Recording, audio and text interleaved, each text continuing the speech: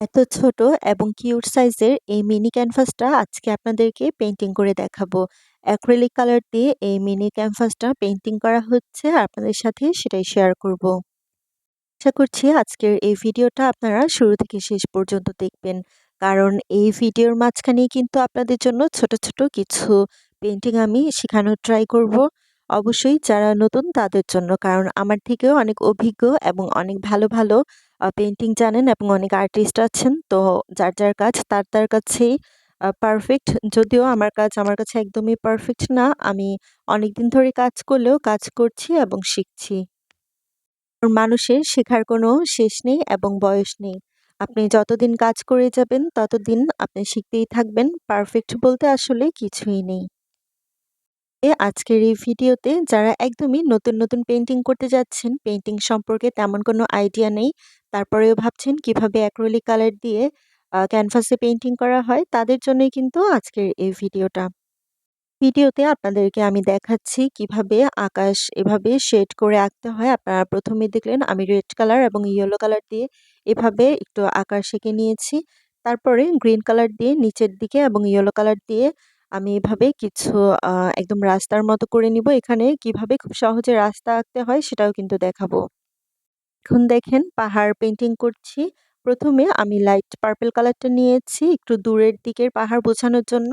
আর এটার উপরে এখন ডার্ক যে পার্পল কালারটা সেটা দিয়ে নিচ্ছি একটু কাছের যে পাহাড় সেটা বোঝানোর জন্য। আর পাহাড় পেইন্টিং করার জন্য আমি একটা ফ্ল্যাট ব্রাশ নিয়ে নিয়েছি। দেখেন খুবই ইজি ওয়েতেই কিন্তু অনেক সুন্দর সুন্দর পেইন্টিংগুলো করা যায়। এখন দেখেন খুব সহজে রাস্তাটা কিভাবে পেইন্টিং করতে হয় সেটাও দেখাচ্ছি। রাস্তা পেইন্টিং করার জন্য প্রথমে রাস্তার সাইডে যে বর্ডারটা কতটুকু আপনারা দিবেন সেটা এঁকে নিবেন। তারপরে মাঝখানে যে ডার্ক ব্রাউন কালারটা সেটা একটু দিয়েছি এবং হোয়াইট কালারটা দিয়ে এভাবে বারবার করে পেইন্টিং করে নিয়ে এভাবে একটা রাস্তার যে কালার বা শেপটা সেটাও করে নিচ্ছি। গ্রিনের কালারটা সুন্দরভাবে করা শেষ। এখন সাইডে আবার ডার্ক গ্রিন কালার দিয়ে আরেকটু হাইলাইট করে দিচ্ছি। আর এই যে দেখেন ডার্ক গ্রিন কালার দিয়ে এখানে একটু হাইলাইট করে দিচ্ছি। এতে করে সিনারিটা বা ডিজাইনটা আরেকটু ভালো লাগবে।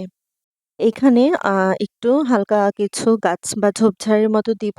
আর এখন আমি আকাশের উপরে যেই পেইন্টিংটা সেটা বা কালারটা শুকিয়ে গিয়েছে, এখানে ছোট্ট করে একটি চাঁদ এঁকে নিচ্ছি। এখানে কিন্তু আমি একটি গাছও আঁকবো।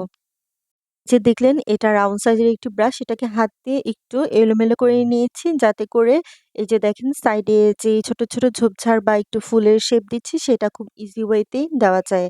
আর এখন একটা গাছ এঁকে নিচ্ছি, গাছের পাতাও কিন্তু আমি সেম ভাবেই এঁকেছি।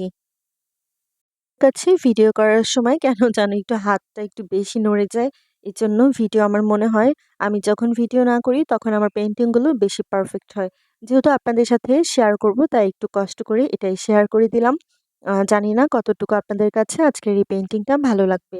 সেম ওয়েতেই দেখেন গাছের যে পাতাগুলো সেটাও দিয়ে নিচ্ছি।